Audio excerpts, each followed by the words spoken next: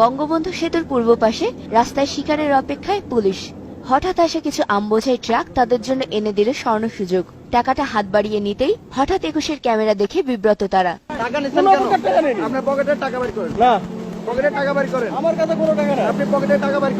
আর প্রশ্নের মুখে তাই পালালেন অফিসাররা।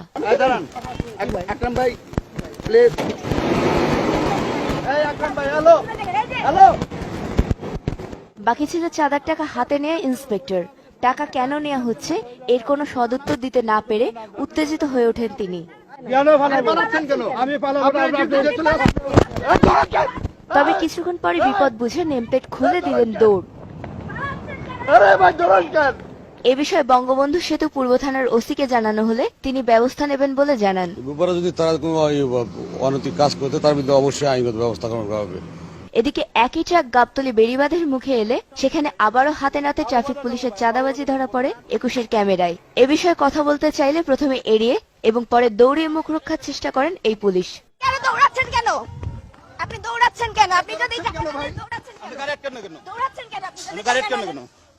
কিন্তু তাতেও কোনো লাভ না হয় ক্যামেরার উপর হামলা চালায় এই পুলিশ। পরে জনরোষে পড়ে নিজেই পালানোর পথ খুঁজে সে।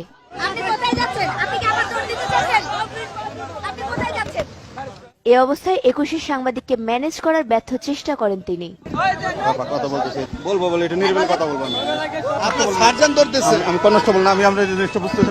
কিন্তু জনগণের মুখোমুখি হয়ে ভীত সে খোঁজে বাঁচার উপায় ট্রাফিক সার্জেন্টকে, কিন্তু সে পালিয়েছে আরো আগেই।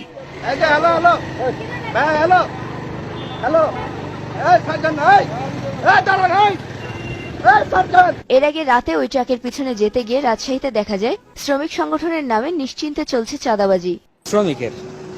শ্রমিক চাঁদা এটা হলো পাবলিক গাড়ি, যেগুলা এদের গাড়ি থেকে নেওয়া হয়, শ্রমিক কল্যাণ সমিতি।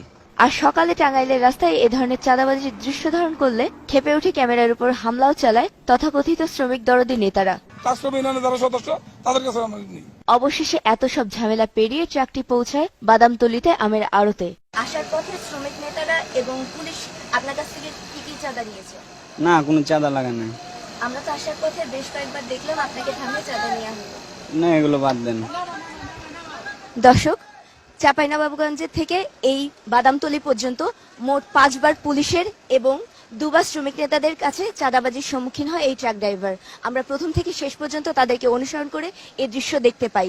তারপরও এই পুলিশ এবং শ্রমিক নেতাদের ভয়ে এই ট্রাক ড্রাইভার বলতে রাজি নয় যে চাঁদাবাজিটি হয়েছে। এভাবেই ভয়ের মধ্যে দিয়ে, আতঙ্কের মধ্যে দিয়ে, চাঁদাবাজির মধ্যে দিয়ে চালাচ্ছেন তারা তাদের ব্যবসা। নাদিয়া শারমিন, ২১ টেলিভিশন, ঢাকা।